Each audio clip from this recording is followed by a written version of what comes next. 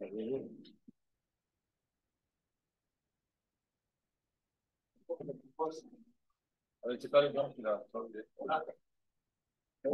va étudier Perek Yud Aleph de Hoshea.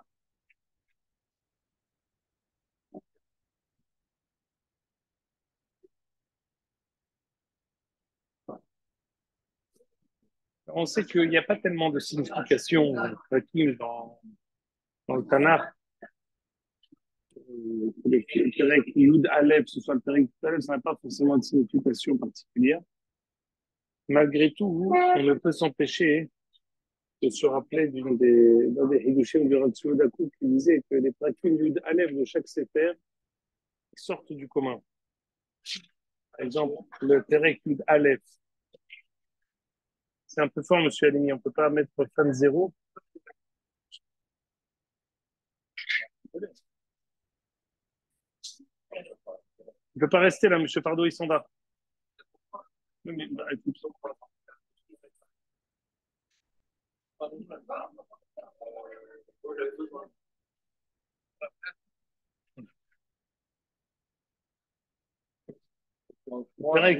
Perek Yud Aleph de Netzach Israël, dans le Maharal de Prague, là-bas, le Maharal explique ce qu'on appelle la Sgoulat Israël. Là-bas, le Maharal amène le fait que même si Am Israël fait des fautes, malgré tout, Kadosh Baruch Hu les préserve, les garde. C'est ce qu'on a dit, c'était le début du Sefer Hoshea. Et même si on faute, Kadosh Baruch Hu nous garde, et on a essayé d'expliquer ce que veut dire Sgoulat Israël. Dans l'Etzah Israël, Perek Yudan. Ensuite, on a dit, dans Mesilat Yesharim, Perek Yudalev, c'est Midat Amikiyut. C'est un Perek Meyuchad, Hasidut, c'est le Perek Yotze Gofen. Là-bas, le Messiah Yesharim explique en long, en large et en travers l'importance de toutes les mitzvot, mitzvot ta'aseh, mitzvot ta'aseh, laïtzanout, ka'as, etc. Il y a aussi le, donc on a dit dans l'Etzah Israël, on a dit dans les Silat Yesharim, il y a encore aussi un autre Perek Yud Aleph. Mais qu'est-ce que ça veut dire Yud Aleph? Pourquoi Yud Aleph c'est particulier? Alors ici, dans Hoshea Perek Yud Aleph, il est Yotze Dofen. Quelle est la particularité du 11? Qu'est-ce qu'il y a de particulier le 11? Le chiffre 11. En fait, le chiffre 11, on sait bien,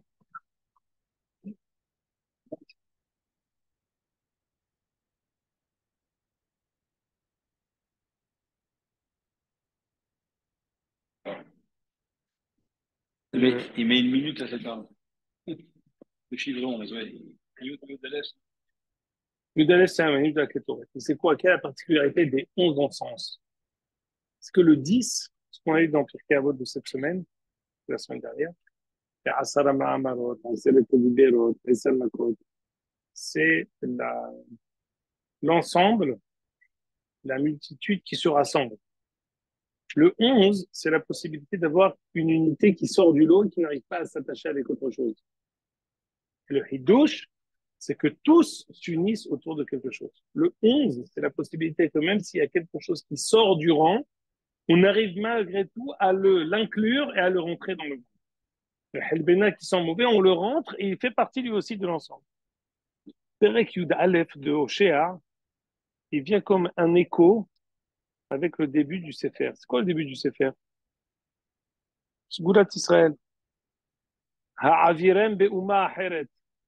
Hoshea a dit à propos de Ham Israël que si on a fauté, la Baruch Hu nous remplace par une autre nation. Dit le Kadosh Baruch Hu à Hoshea, prends-toi une femme avec qui tu vas aller et des enfants, divorce-la. Il dit, mais non, je l'aime. C'est le birour que même Bimkom Asher Yamer Elahem, lo ami atem Yamer Elahem bene El Hay. D'ailleurs, regardez ici comment la, euh, on va dire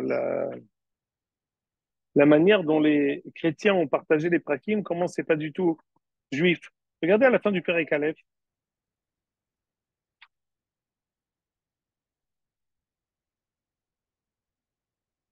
À la fin du Père Aleph, Comment ça se termine? Yomer kira shemo lo ami, ki atem lo ami, vanochi lo yeh lachem. Ça se termine comme ça que Baruch Hu nous avait répudié. Fin du Pérec, c'est la fin de l'histoire. Mais pas du tout. Le Ikar, c'est la suite. Le Pérec, Bet Pasuk Aleph, c'est la Haftarah de cette semaine. Mispar ben Israël, Bimkom Shermehem lo ami, atem yamer lahem ben el hay. Ça, c'est la fin du Pérec. Mais ils font exprès, les chrétiens, parce qu'ils disent que nous, on a été répudiés. Donc, ils terminent le Pérec en disant lo ami atem.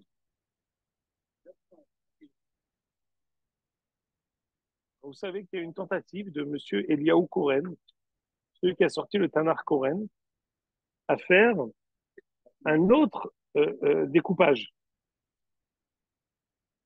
Et le problème, c'est que ça n'a pas tenu. Parce que tous les livres, toutes les références, toutes les éditions, toutes selon. Tu as compte de ça. Alors, c'est le chat qui se mord la queue. On peut plus faire marche arrière. Mais c'est vrai, vous avez raison. Théoriquement, on aurait dû. Le seul découpage qui est religieux, c'est celui de David Amelech avec les 150 prakim du Tehillim. C'est lui qui les a découpés. C'est chaque pérec, c'est lui. La Gemara, elle dit. Exactement. Exactement. Donc ça, c'est David Amelech, oui. Mais le reste, non, on n'a pas d'indication. La paracha Ptuha, paracha Stouman, on n'a pas d'indication de combien de prakim il y a dans chaque chose. Alors, je reviens. La particularité.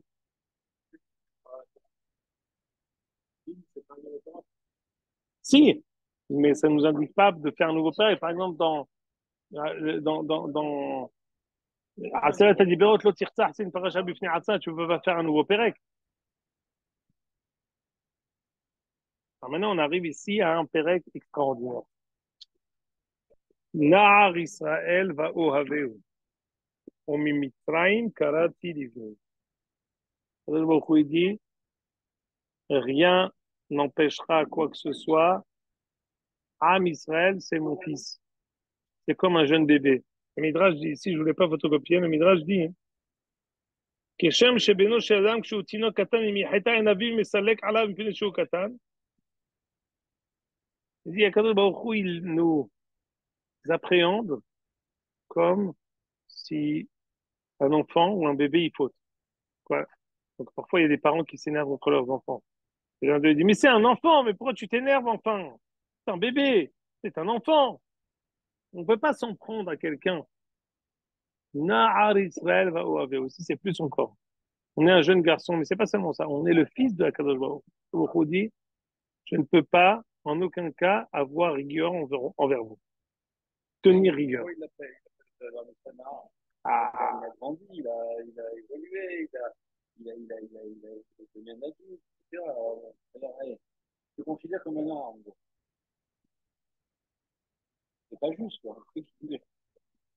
Alors, pas juste, je vous ramène directement à notre étude qu'on avait fait autour du début du Sefer. On peut tout répéter, mais on a voulu expliquer que on avait posé votre question mot pour mot. C'est injuste. Pourquoi il nous juge pas selon nos fautes, il nous juge en disant même si on faute, on est ses enfants. On avait ramené la Igeret Taf Kufnunhe du Rav Kook. On avait expliqué qu'il y avait deux paramètres dans Am Israël, la Ségoula et la Bechira. Et il y a un klal que la Bechira, la Ségoula ne peut apparaître que selon notre capacité à l'Ifhor Batov. Mais ça reste quelque chose d'immuable. Et pour répondre à la question, pourquoi Na'ar, c'est Minachon, Leit Na'er, secoué, comme quelqu'un, il y a sur lui un monticule de choses qui lui sont étrangères. Et justement, le fait de Na'ar, on avait ramené aussi le machal que le Shem Ishmuel ramène dans du Midrash, que Yaakov, il est comparé à un homme chauve. Et Esav, il est comparé à quelqu'un de poilu. Ça veut dire quoi? Un homme chauve, tu fais tomber sur lui beaucoup de ronces ou de fils, tu fais comme ça et ça tombe. Il en a sur lui, mais ça tombe. Quelqu'un qui a une barbe, tu lui mets des épines, il tire d'un côté, ça s'en va de l'autre. Il est enchevêtré. Ça veut dire quoi? Ça veut dire, comme ce qu'on a amené le passage dans Shir Shirim, Al tiruni she'ani she'harchoret she'shizatot mi hashamesh. Ne crois pas que je suis sale. Ce n'est que un bronzage extérieur. Le het est anti notre nature. Na'ar Israël va ça veut dire ici, on peut se secouer et enlever toutes ces monticules de Averot qui sont sur nous. Ça, c'est un. Deuxièmement, et ça, c'est quelque chose de très important, Akadosh Baruch Hu voit en nous la caractéristique de la fraîcheur éternelle. Am Israël il doit toujours être frais. C'est quoi frais? Il doit avoir toujours la fraîcheur de la jeunesse. Nar Israël va au quand est-ce que j'aime Am Israël quand il est en éternelle fraîcheur de la jeunesse. Qui Nar Israël va au Mitzrayim Karati Livni, c'est mon fils depuis encore là, au moment où je les ai sortis d'Égypte. Ça, c'est très intéressant parce qu'en même temps qu'Akadosh Baruch Hu nous fait ce Sheva, il est inconditionnellement pour nous, en même temps, dans la même phrase, il nous dit, et alors, comment vous n'êtes pas à la hauteur de mon amour inconditionnel? Pourquoi vous vous tournez vers les Béalim et pourquoi vous faites des encens et des offrandes pour les Avodah? C'est un passouk archi connu. Ve'anochi תרגלתי לאפרים כחם על זרועותיו ולא ידעו כי רפתים. On dit à Kadosh Baruch Hu, même si Am Israël, c'est-à-dire Malchut Israël, qui est représenté, qui est symbolisé par Ephraim, même s'il faute, moi je leur envoie Moshe Rabbeinu, Ve'anochi, תרגלתי לאפרים כחם על זרועותיי. dit Rashi, שלחתי לפניהם מנהיג המרגילם בנחת. C'est Moshe Kachelissa, qui les prend dans les bras comme quelqu'un qui prend son bébé dans les bras. Donc même, et eux, ils se font comme étrangers aux bienfaits que je leur fais. Ce passouk-là, pour ceux qui font leur paracha Homash Rashi, savent que Rashi, en parachat Vayehi, à propos de Ménaché Ephraim, on dit que Yaakov Avinu, quand il devait bénir Ménaché Ephraim, tu l'as mis Ephraim, il n'a pas voulu le bénir. Je vois que Yarovam ben Nevad va descendre de lui, je ne veux pas le bénir. Le dit dans Oshéa Anochi, je te demande, Yaakov Avinu, de bénir malgré tout Ephraim.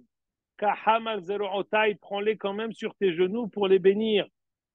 Pourquoi? Exactement la même chose. Quoi, Yarovam ben Nevad, il faut le bénir, mais il faute. Non. On parle ici du Koach extraordinaire de la Ségoula. La force qu'Akadosh Baruch Hu a insufflée, a inculquée, a gravé en nous, ce choix, cette alliance inconditionnelle entre le Créateur et Am Israël. Regardez ici, dans Rashi, Refatim, Ve'agada, Bamidrash, Rabbi Tanchuma, Adrashu, Klapei Yosef, שהביאם לפני יעקב לברכם, ראה יעקב רשעים עתידים לצאת מאפרים ירבעם ואחאב. vu que de Ephraim vont sortir Yerovam et Ahav. נסתלקה ממנו רוח הקודש ויאמר מי אלי ביקש יוסף רחמים ושרתה שכינה על יעקב ילחם וזהו שאמר ואנוכי תרגלתי רוחי על יעקב את צור אפרים ולקחם על זרועותיי. J'ai autorisé, j'ai encouragé Yaakov à les bénir. Ça revient encore une fois exactement au début du Sefer Oshéa. Comment ça? Même si on faute, Akadosh Baruch Hu ne s'empêche de nous bénir. Akadosh Baruch Hu ne s'empêche de nous choisir. Akadosh Baruch Hu ne s'empêche de nous préserver en tant que fils unique, en tant que Na'a ki Na'ar Israël va'ohaveu.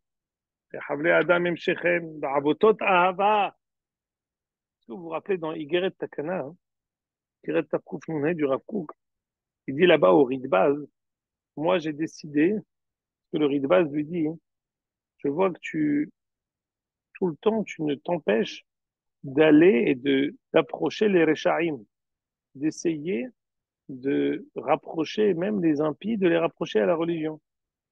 Il dit, mais on fait bien une bracha, la malchini maltei tikva, tu te trompes. On a dit que le Ridbaz lui a dit au Rav Kook, la birkat, la malchini maltei tikva, le Rav Kook lui a dit, je te rappelle à tes classiques, reviens à Birka, bracha rishona, birkat avot.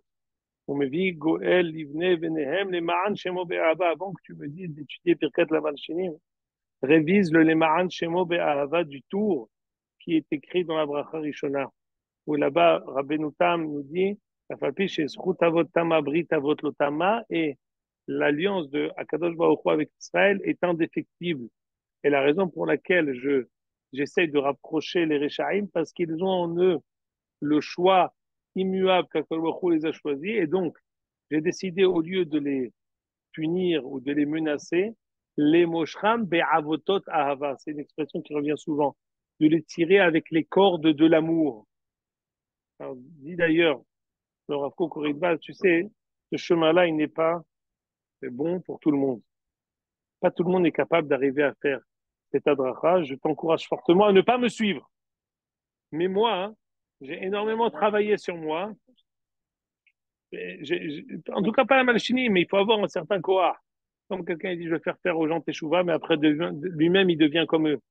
C'est pas la peine.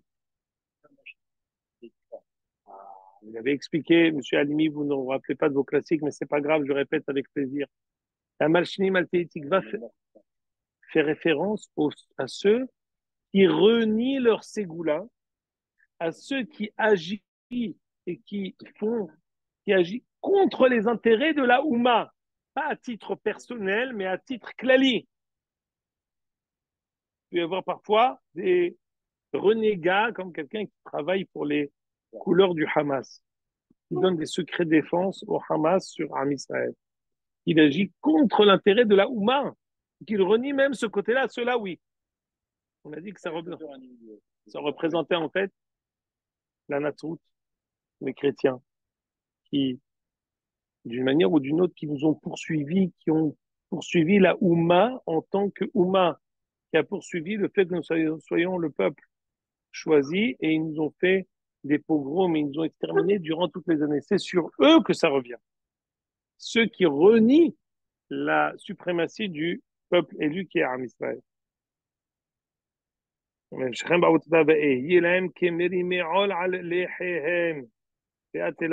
J'étais pour eux comme celui, c'est ici des trucs difficiles, mais la traduction ici, j'étais comme celui qui prenait le joug, qui tenait sur leur joug, et je les ai désalourdis du joug qu'ils avaient sur eux, des avonotes, des punitions. J'étais prêt à prendre ça pour moi, pour leur éviter cette punition. Ve'at elav ochil, dit Rashi, Ve'at elav ochil, hiteti lo koach le'achil al ol ha'isurim. J'ai essayé de lui donner la force de pouvoir supporter même des souffrances, c'est-à-dire que même s'ils sont aptes, ils sont passibles de punition, je prends sur moi la punition pour leur alléger.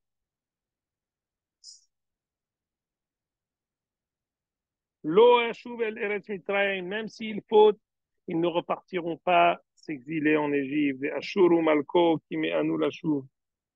Et malgré tout, ils ne repartiront nulle part.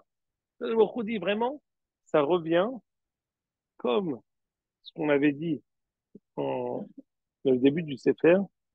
Puis ici, le Perek Yudalef de Perek Hoshea nous raconte, je ne sais pas si vous vous rappelez, on a eu plusieurs prakim difficiles. On a dit Zanah Israël Tov, Am Israël a oublié la Torah, a oublié Akadosh Baruch Hu, a oublié le bien. On a dit Gefen Israël, Gefen Bokek. Am Israël est un peuple qui a perdu ses fruits. Ça veut dire quoi? Il a préféré l'idée nationale à l'idée religieuse. Il a séparé l'idée nationale de l'idée religieuse. Il a eu l'illusion que s'il se concentre sur la, le nationalisme sans religion, il pourrait avoir Aharit Betikva, il pourrait avoir un espoir quelconque. Tous ses fruits sont tombés Geffen Boker. Il était comme une vigne qui a perdu tous ses fruits. Et là, après tous ces reproches et toutes ces toréhot très dures, Kadosh Baruch Hu nous dit par le biais de Hoshea, non, Inar Israël va ou et là, on arrive au Pasuk Zain. Et pardon. Si malgré tout, ils continuent à fauter, alors le glaive viendra détruire leur ville et détruira leurs habits et le feu consumera leur... Bien sûr.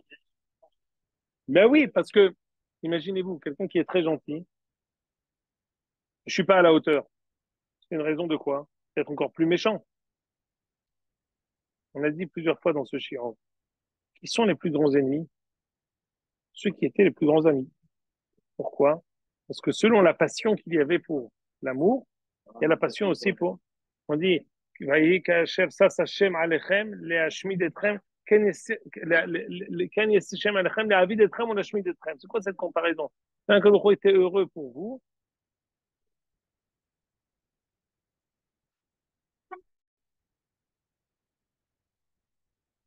même si quand Kadosh était heureux pour vous aimer, il va être heureux pour vous attaquer. C'est quoi cette comparaison?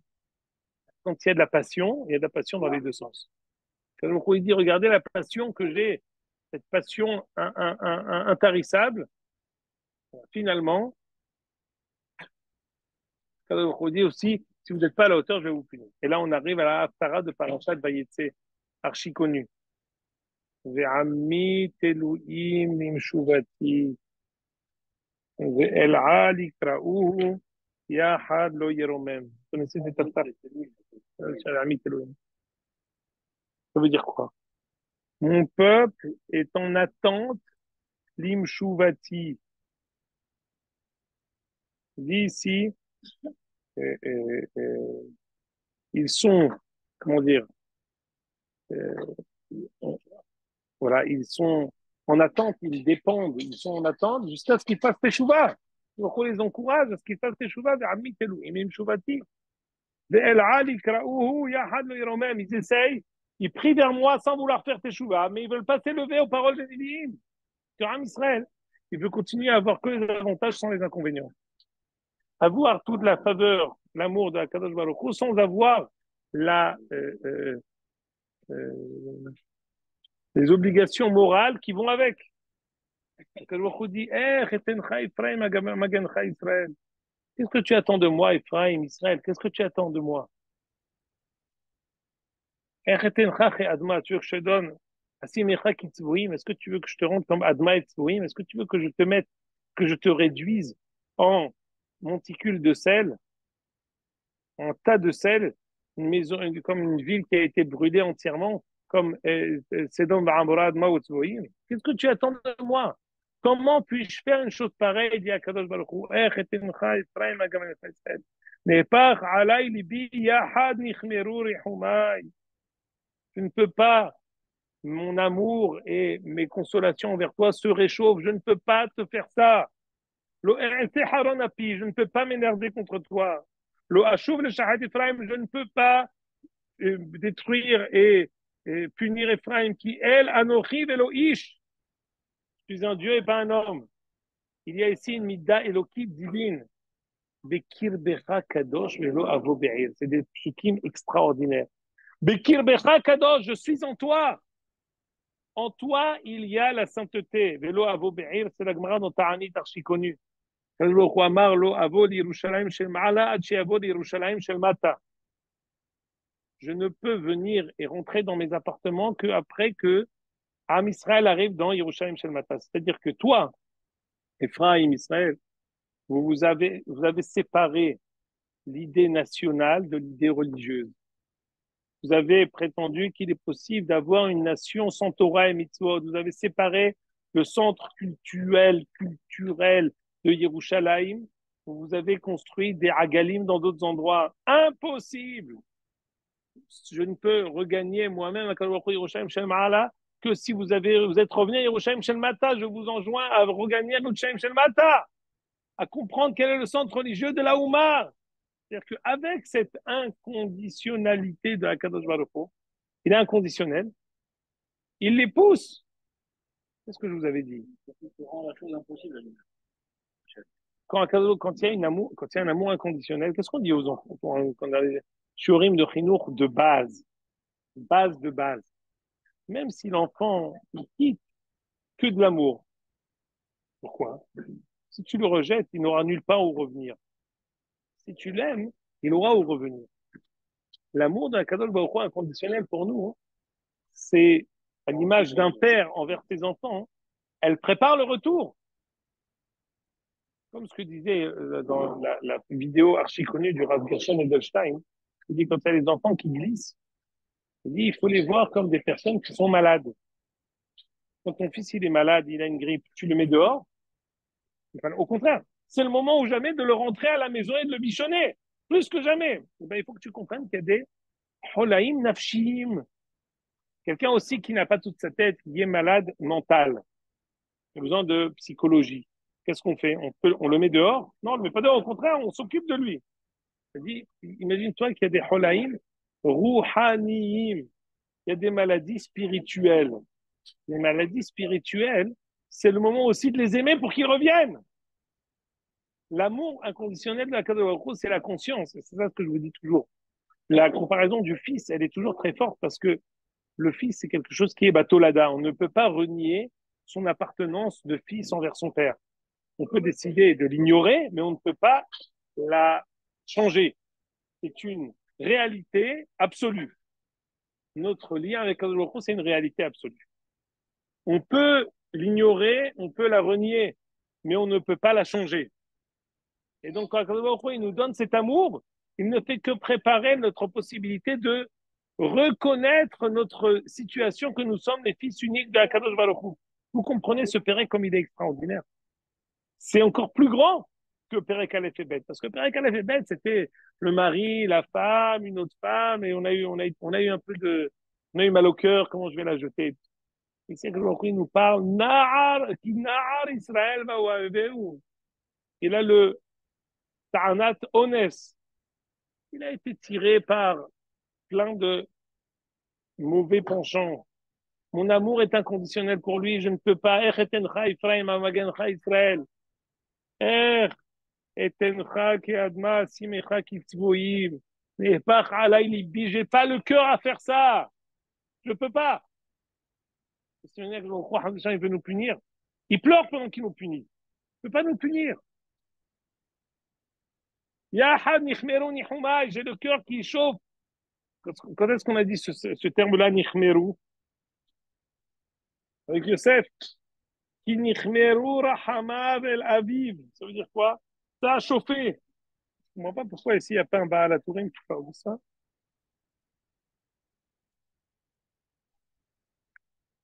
Il ne pouvait plus se retenir.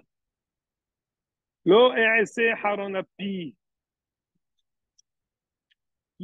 Ici on dit qu'elle anochi veloish. Je ne peux pas revenir sur ma décision. Quand est-ce qu'on a vu ça? Kiel anochi veloish, ça nous rappelle le pasuk dans la Haftara de Parashat Zachor. On dit Netzach Israël lo yishaker velo inachem, kilo adam hu le inachem. Ça veut dire quoi? Netzach Israël lo yishaker velo inachem. L'éternité de Am Israël est éternelle. Kilo adam hu le inachem. Parce que c'est pas comme un homme qui change d'avis. C'est quelque chose de Eloki. C'est vrai que l'autre ne change pas d'avis. C'est une kvia Eloki, c'est une réalité absolue. Et bien, ça revient aussi ici. Qui el anochi velo ish, vekirbecha kadosh velo avobein. Et là, il prépare la réparation et dit revenez à Yerushalayim, et je reviendrai avec vous-même. Là, maintenant, je suis inconditionnel de vous, mais on n'est pas ensemble. Et Akadosh dit à Israël Hare Adonai yelechu k'ari ishag, ki hu ishag ve'yeherdu bani miyam. Quelqu'un qui aime, on dit en français, qui aime bien châtie bien. C'est parce que je vous aime que je rugis comme un lion et que vous tremblez quand vous m'entendez mon rugissement. Le rugissement d'Akadosh, il peut être matérialisé par plusieurs choses, soit par des tremblements de terre, pas matériels, tremblements de terre. On tremble. יחרדו חציפון ממצרים, וכיונה מארץ אשור והושבתים על בתיהם נאום אדוני. Ils reviennent, je les ramènerai en Eretz Israël, dans leur maison, ils reviendront au Bercail, Neum Hashem.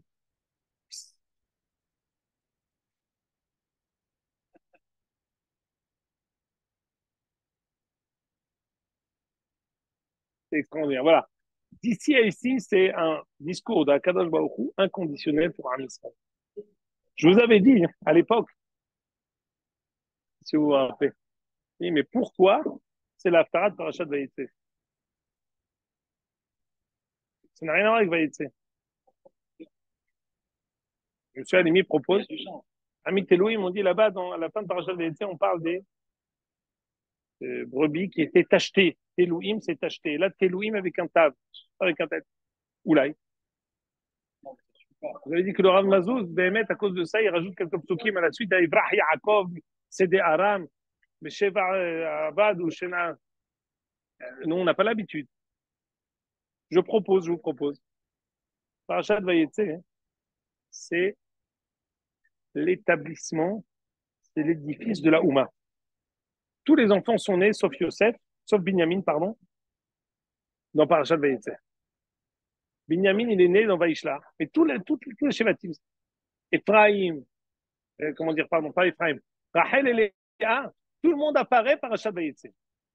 Mais ici, c'est le moment de l'évarer, la Ségoula de la Houma. Parce que Yaakov Avinu, il a affaire à la vanne chez Bikesh, la Akor et Akol. Lorsqu'il a, d'une manière ou d'une autre, eu affaire à Esav, et c'est lui qui s'est marié avec Rachel et Léa. C'est pas Esav qui s'est marié avec eux. C'est l'établissement de la Houma par Yaakov, Rachel et Léa, c'est une kvi'a élokite. On peut voir ça d'une manière profane et dire non, voilà, c'est comme si tu lis maintenant un livre en France, ça m'a dit sur les Gaulois, qui étaient nos pères, ce qui se passe pour les Français. Tu dis, bah voilà, il y avait un Caius et Cubitus, je sais pas qui c'est d'ailleurs, qui étaient les Français, ben, c'est les Romains. Non, c'est Auto-Yesod, c'est la même chose. Donc tu dis, c'est une histoire, un livre historique. Faux! Parce que Yaakov, il est parti là-bas, une Kriya Elokit, il est parti avec le Halom Yaakov, le Sulam Yaakov. Le début de l'établissement de la Houma, c'est Yaakov qui rêve. Mais après seulement, il va chez Lavan et il établit toute la Houma. Cet établissement de Houma, ce n'est pas une petite famille qui s'est construite. C'est une réalité éternelle, divine. C'est un mythe Elohim Nishloku. Donc, il nous prépare même la possibilité que si on faute, est-ce que j'aurais pu, moi, choisir cet Haftara pour Vayetse, pour dire que c'est la Haftara, je suis pas sûr. Mais Oulaï, c'est ça le Kesher. Ne pas croire que l'établissement de la Houma est une histoire symbolique ou historique, mais c'est Akadosh Baruch Hu qui choisit son peuple et qui en fait son fils unique, lui et tous ses descendants de Yaakov. On va voir ici qu'il y a d'autres psukim à la fin, mais on ne les lit pas, nous, les Sparadim. Regardez, je vous montre là. Non, regardez à la fin de. Je vais vous montrer ici.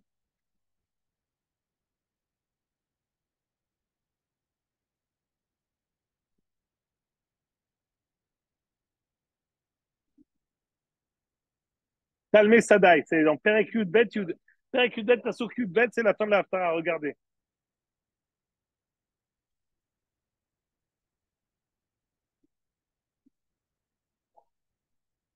Une seconde, dans Yud Bet, il y a marqué Im Gilad Aben, ça c'est la fin du dernier Pasuk. Im Gilad Aben, Shabayou. Regarde, je vais גם מזבחותם כרנימעל, תלמי Sadaï. Ça c'est la fin. Mais normalement, c'est ce qu'il a dit, mais continue. Vaïvrah Yaakov Sédé Aram. Et Abod Israël Beisha, Isha Shamar. Là, on parle que Yaakov, il est parti, Beisha Abad, Isha Shamar. C'est ça le rapport. Mais nous, on s'arrête un pasouk avant. C'est pour ça que je dis, il faut trouver un autre rapport. C'est vraiment une couchière.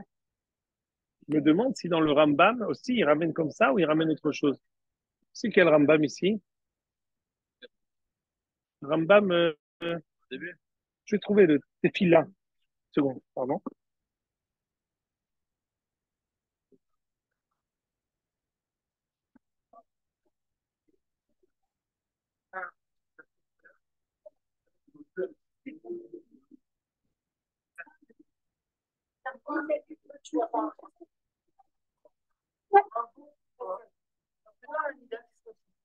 C'est-à-dire,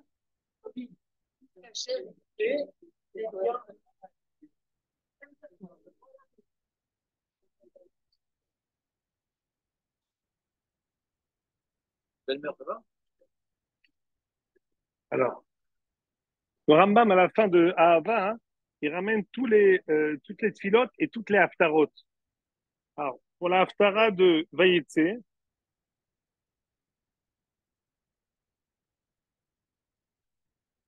ועמית אלוהים עם תשובתי עד, ובנבי העלה.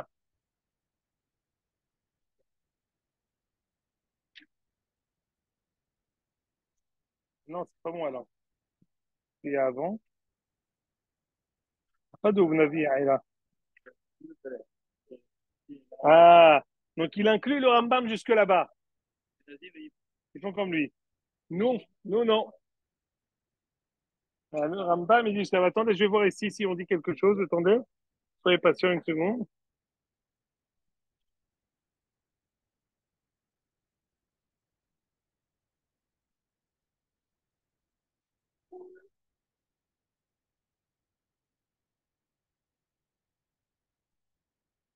Euh,